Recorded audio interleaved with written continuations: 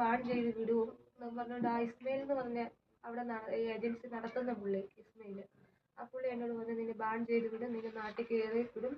രജനി പറഞ്ഞത് ഇന്ത്യൻ പ്രധാനമന്ത്രി പറഞ്ഞെന്ന് പറഞ്ഞാൽ പോലും നിന്നെ വിടത്തില്ലെന്നാണ് പറഞ്ഞത്. ഇന്ത്യൻ പ്രധാനമന്ത്രി പറഞ്ഞാൽ പോലും നിന്നെ കയറ്റി വിടത്തില്ല. അവിടെ തന്നെ വേറൊരു കൊച്ചുണ്ടായിരുന്നു, ആ കൊച്ചിനെ ഭീഷണിപ്പെടുത്തിയിട്ട് പറഞ്ഞു നീ മര്യാദയ്ക്ക് അറബി വീട്ടിൽ ജോലിക്ക് പോയില്ലെങ്കിൽ എന്നെ കേസിൽപ്പെടുത്തിയ പോലെ നിന്നെയും പെടുത്തു എന്ന് പറഞ്ഞു. പക്ഷെ ആ പെണ്ണൊക്കെ എങ്ങനെ രക്ഷപ്പെട്ട് വന്നിട്ടുണ്ട്, ഒരു കൊല്ലംകാരി ചേച്ചി. പിന്നെ വേറൊരു ലത എന്ന് പറഞ്ഞ ചേച്ചി, എല്ലാം ഈ ഏജൻസിയുടെ തട്ടിപ്പിനിരയായിട്ട് വന്നതാണ്.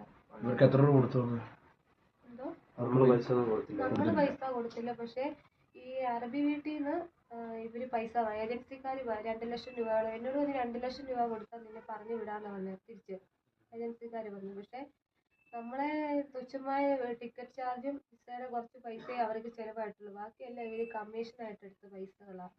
അതും കൂടെ ഞാൻ കൊടുക്കാനാ പറയുന്നത്. അതുപോലെ ഒരുപാട് പേര് ഇങ്ങനെ ഇന്ത്യൻ എംബസിയിൽ വന്ന് പാസ്പോർട്ട് ഇല്ലാതെ കിടപ്പുണ്ട്. എംബസിയുടെ ഭാഗത്തുനിന്ന് നല്ല രീതിയിൽ സഹകരണമുണ്ട്.